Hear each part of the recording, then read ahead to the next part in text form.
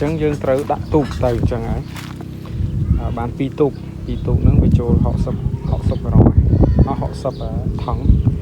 ហើយមួយថង់យើងបានពីមុនបាន10000តែពេលនេះឮថាបានតែ6000ទេទស្សដីបងប្អូនជាកសិករនៅវីដេអូមុនខ្ញុំបាន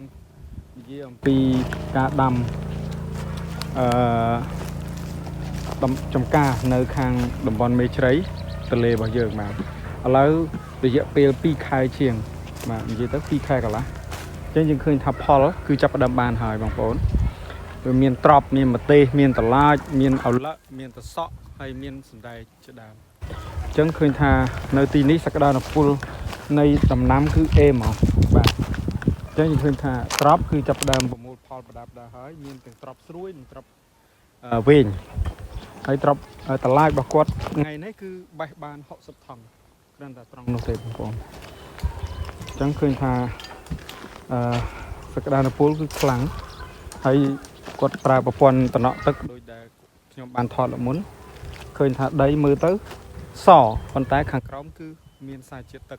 អញ្ចឹងធ្វើឲ្យដំណាំគឺលូតលាស់បានល្អហើយការប្រើប្រាស់ជីគឺតិចតួចបំផុតយើងដាក់ដាស់វាហើយគឺរើសវាច្រើនហើយគឺប៉ុណ្ណឹងបាទប៉ុន្តែយើងក៏ធ្វើការជំនួយទៅលើជីគីមីខ្លះតិចតួចបំផុតហើយនឹងការប្រើការបាញ់ថ្នាំការពារបន្តិចបន្តួចហើយពីនោះគឺធម្មជាតិតោះឥឡូវយើងទៅមើលបងប្អូនគ្នា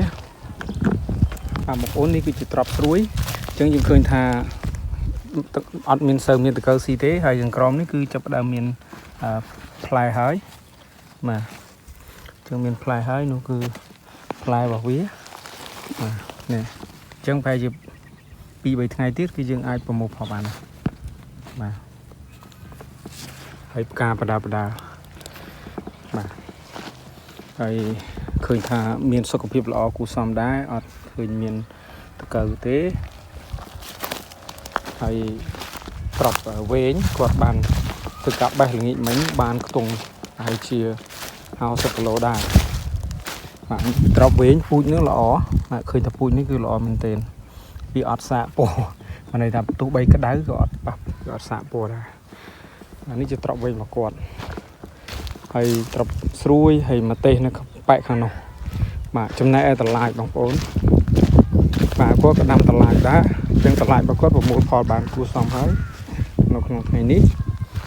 ហើយយើងឃើញថាតឡាចនេះគឺផ្លែច្រើនតែបើតាមខ្ញុំមើលតឡាចនេះត្រូវការជីបន្ថែមដើម្បីឲ្យក្តឹបវាបានល្អហើយប៉ែកខាងនោះគឺគាត់ដាំល្ពៅបាទល្ពៅហើយបប៉ែកខាងនោះគឺគាត់ដាំឪឡឹក